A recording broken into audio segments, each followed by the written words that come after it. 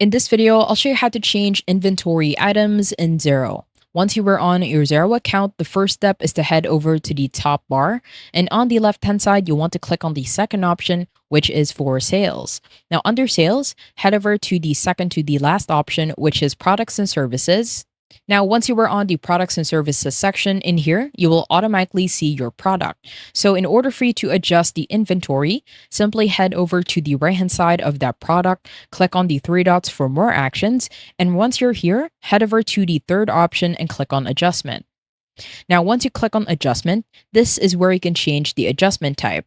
So if you click on the drop down, you want to choose increase quantity. At the bottom, you want to increase the quantity by a specific amount. Let's say we want to increase the quantity by 5. And on the right hand side, if you do have a cost price for that product or service, you just want to simply add that. Let's say this is $1 for each and every product. On the date, you just want to set a specific date. Let's say this will be on the 8th. On the adjustment account, you want to add the exact account, which is for this product. Let's say that this will be for sales. And on the reference, you can add a reason for this adjustment. Let's say this is for inventory. And once you're done, head over to the bottom in the right corner and click on next. Now, once you click on next, it will have an overview. In here, it will have new quantity on hand, which is 5. On the right hand side, it will add the average cost for each and every product, as well as its new total value.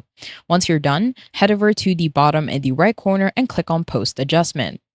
Now, once you click on post adjustment, as you can see that on this product on the right hand side, the quantity is now set to 5. I hope you found this tutorial helpful. Please let me know if you have any other questions in the comment section below, and I will try my best to help you out.